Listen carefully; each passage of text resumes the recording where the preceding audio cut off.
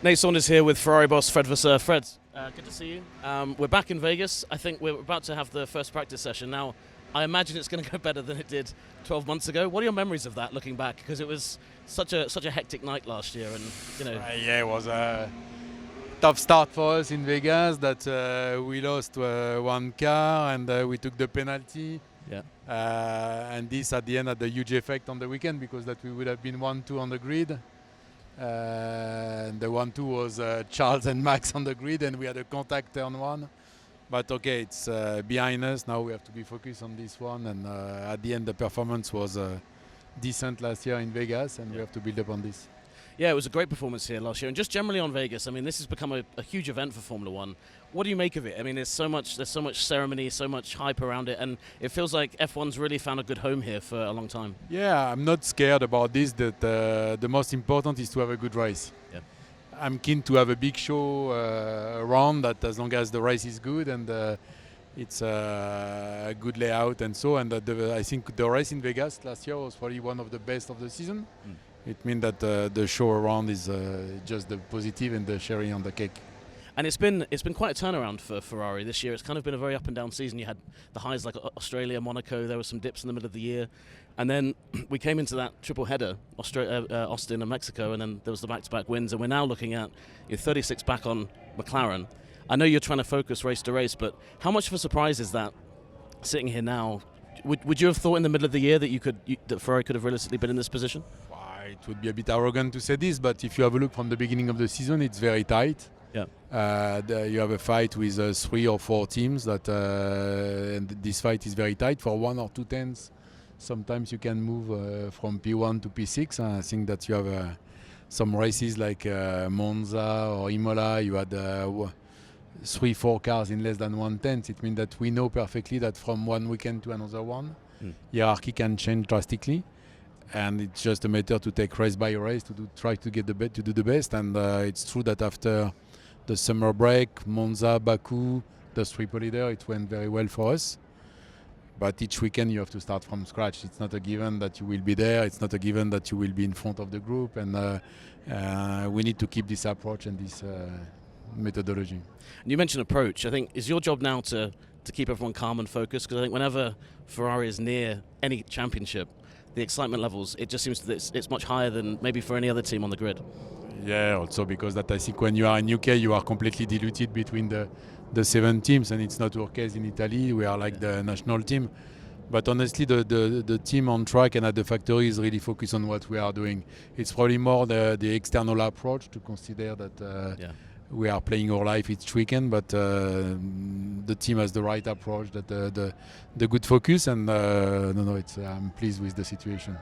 And fun for you as well, because you've come into Ferrari, and within a couple of years you're in this position. It must be. I know there was a few years when you were working at different teams, but you're kind of back at the front end of the grid now. On a personal level, that must be a really exciting kind of challenge to be back in that position.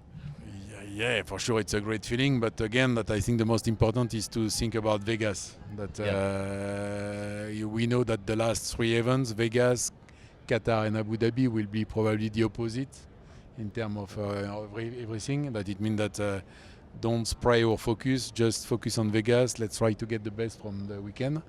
We know that we can perform this weekend, and let's try to put everything together to have a maximum of points on Sunday evening, and then we will have another challenge for us in Qatar, but don't mix everything. I wanted to ask you a little question about Maranello and the home of Ferrari. Last couple of weeks there were some reports, and I know the Ferrari have dismissed them, but about Lewis and Enzo's house. But I wanted to ask you something different about that. I know that you guys have said that's not true, but Enzo's house itself I wanted to ask you about. You've obviously been there. You've been at Ferrari now. What is that place actually like? How would you explain it to Ferrari fans and fans of F1? Because it's got a very mythical quality to it. First of all, you don't have to trust all the rumors, gossips, and so. Sure. But it's where I think Ferrari is a bit special. It's that it's an iconic brand, that we have all the history behind us of Enzo, of the brand, of the car factory, and so. And in the other end, you have the technology of the F1 trying to move forward and to develop the future. And this combination is a good one. That it's a good feeling to be a kind of bridge between the two. And that we have a kind of I don't know if it's responsibility is the right word, but with the past of the brand and so. But honestly, we have to be more focused on the future, because we know that the next race is always the most important by definition, and it's where we have to look forward. And is Maranello still a place when you go there now? Does it still give you that special feeling? Does that ever wear off? Yeah. That with this and especially also with the fans and the tifosi. Yeah. It's very unique, isn't it? It's very hard to replicate. You know, when we won in Monza and we came back at the factory, at 11 p.m. you had still 1,000 people outside of the factory doing the hola for the mechanics. Each morning we have people outside at the gates waiting for pictures, autograph and so. And this, it's only at Ferrari. Yeah. And it's a mega push, a special feeling, and the best motivation for everybody. I think I know what the answer is to this, but I've got to ask you anyway. Have you allowed yourself to imagine what a celebration would be like at Maranello if things do go well in these last 2 races, or it seems very Fred Vasseur? Let's be focused on FP1. Yeah, I thought that would be the answer. I know that I'm here talking about the future in Vegas and stuff, but it would be remiss of me not to talk about what's happening next year. There's a lot of change coming. Lewis coming in. I just wanted to ask you, working with Lewis again, you worked with him at the start of his career. You're working with him now. I don't want to say at the end of his career, it sounds a bit more brutal, but working with him much, much later. What's that going to be like, the two of you kind of coming back together again at this stage with the experience you've both gathered on the road back? Again, I think I will have the same approach, is that we decided to do the announcement very early into the season to be able to stay focused on the current championship, that we did the announcement. Yeah. Now I have Carlos and Charles into the car. I'm pleased with their collaboration. They are doing a good job.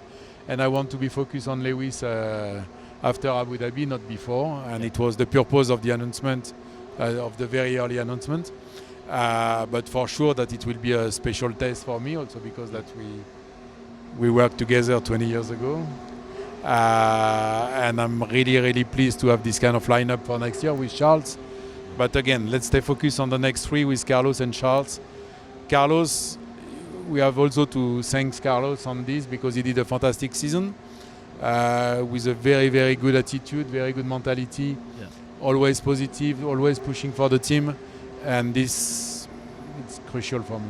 Yeah, it seems so long ago, that announcement. I mean, it was the start of the season. I wanted to ask you about Carlos. I agree, the way he's handled it's been very mature, very, very professional. Does that speak to kind of how special his bond is with the team, that he's felt? Because you don't always see that. You often see sometimes when a driver and a team announce they're going in different directions, it gets toxic. But for sure, the call was difficult when we had a good collaboration. That last year when we came back into the fight, it was also due to Carlos, because that he had a very good Monza, then a very good Singapore. He won in Singapore, brought back the team at the top, and then Charles started to do pole position at the end of the last championship. Carlos was part of the recovery, and when we had to do the announcement, we agreed together to push until the last corner of the last lap of the last race, and we turned this page. Honestly, it was not an easy one, but we turned the page, and he was 200% focused on the championship, and it was very impressive for me. I know there's an F1 movie being written, but at the moment to have Charles and then Carlos win those 2 races, it almost felt like a little movie script for the team a little bit. No, but it's this kind of emulation is important. That I think part of the performance of Ferrari over the last 2 years came from the emulation between Charles and Carlos. Yeah. For sure, it has to stay clean, and but so far so good. And I want to keep this mindset, because performance is coming from everywhere. It's coming from the drivers, and it needs to be in this mindset. And thanks to them. Yeah, great. Fred, thanks Thank very much. you. Good luck this weekend. You kept Thank talking about you. this weekend. Hopefully it is good enough for Ferrari.